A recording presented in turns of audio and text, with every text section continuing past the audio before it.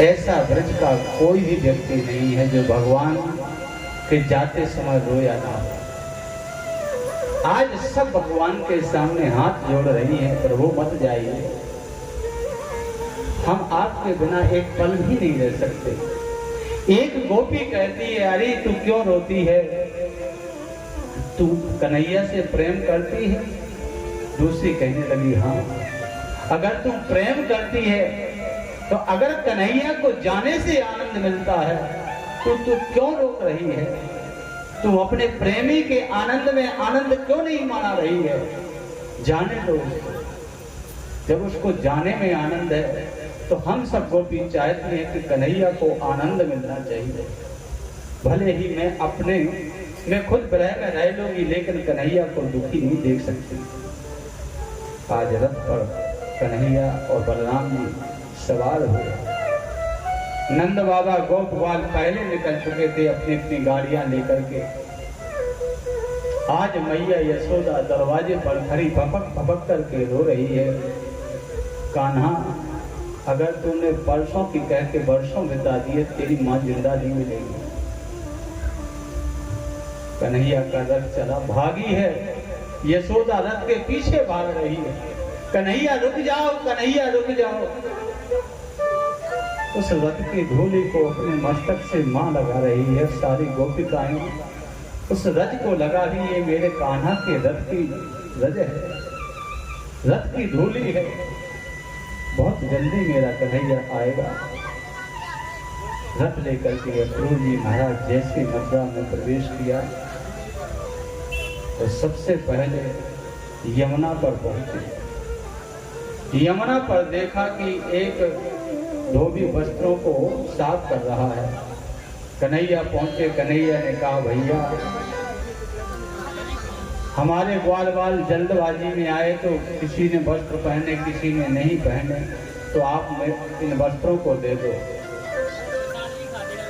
याद रखना प्यारे, आज कन्हैया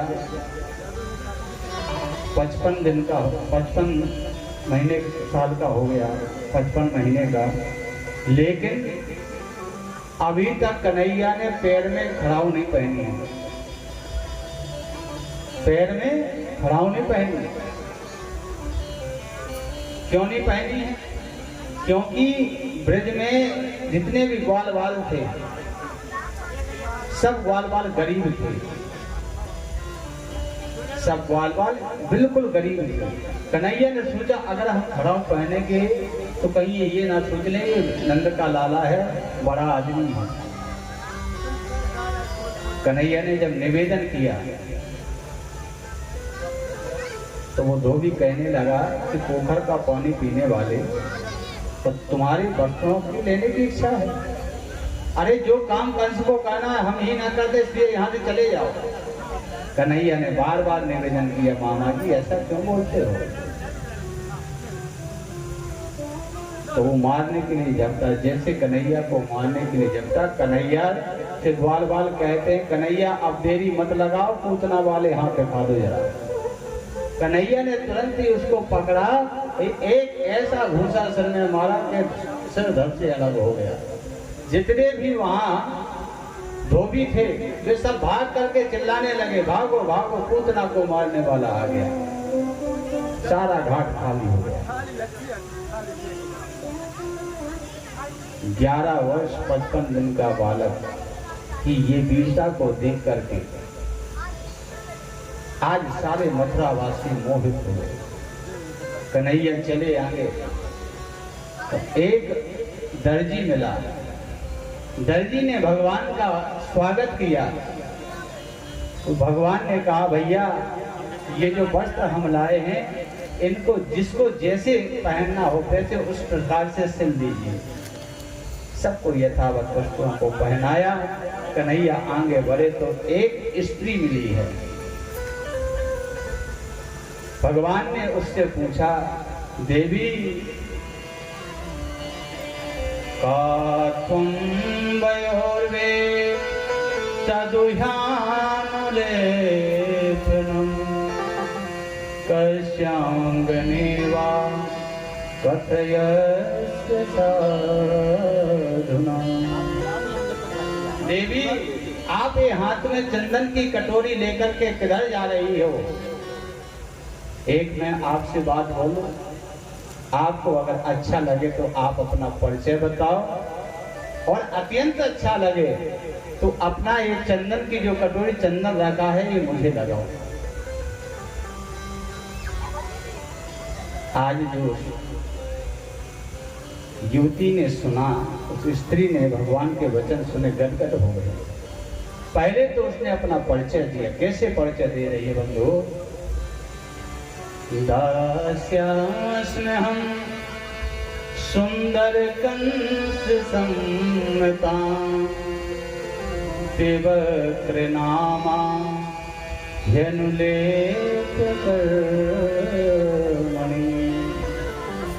मद्भावितं भोजपतेरते प्रियं बिना युवां को नितमस्तदर्हति। हाथ जोड़ करके वह कहने लगी, प्रभु मैं कंस की दासी हूँ, मेरा नाम सौरंधी है, लेकिन 3 जगह से मेरी कमर टूटी हुई है, इसलिए लोग मुझे कुब्जा कहते हैं, तिबकरा कहते हैं, लेकिन हमारा असली नाम सौरंधी है। भगवान कहते हैं तो क्या ये चंदन मुझे लगाओगी? आज प्रफुल्लित हो गई, कहने लगी, प्रभु जो मैं चंदन अंग लगाऊं, जो मैं चंदन अंग लगाऊं, जो मैं चंदन अंग लगाऊं, जो मैं चंदन अंग लगाऊं, तो यह पापे का पुंजपति ने तना, तो यह पापे का पुंजपति तना, तो यह पापे का पुंजपति तना, तो यह पापे का पुंजपति तना, पुण्य स्वरूप बनाओ, जो मैं चंदन अंग जलाऊं, जो मैं चंदन अंग जलाऊं, जो मैं चंदन अंग जलाऊं।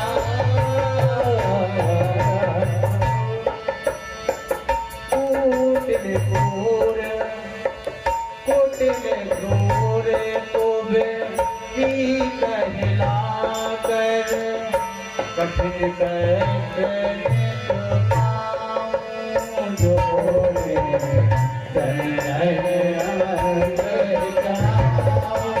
जो मैं चंदन अंग जलाऊं, जो मैं चंदन अंग जलाऊं।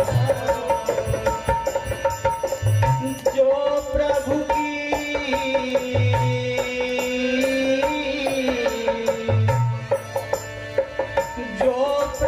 की कुछ सेवा पाऊं, जो प्रभु की कुछ सेवा पाऊं, महिला मोरी का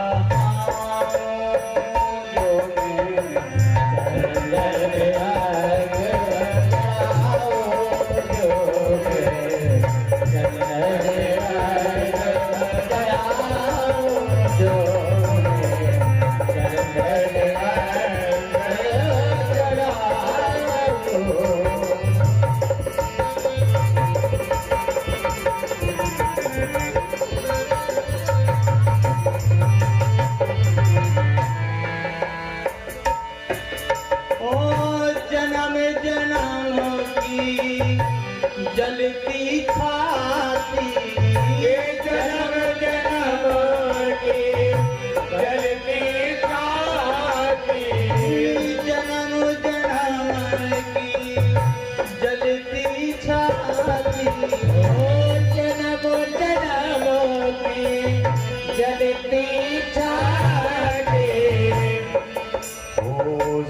शीतल आज कराऊं जो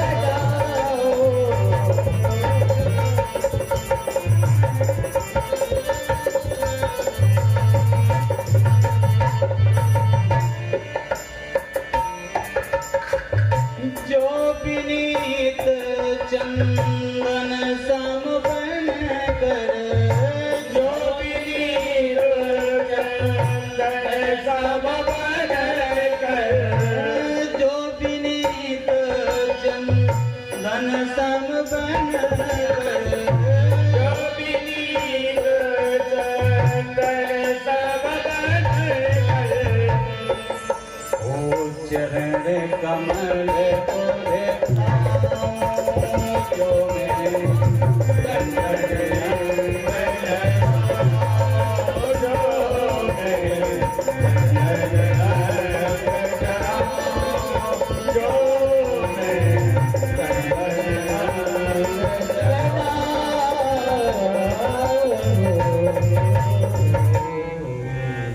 आज कहने लगे प्रभु मेरे बड़े भाग्य, जो मुझे चंदन लगाने का सौभाग्य मिल रहा है। भगवान कहने लगे देवी यही तो मैं चाहता हूं कि तुम्हारा ये चंदन मेरे अंग पर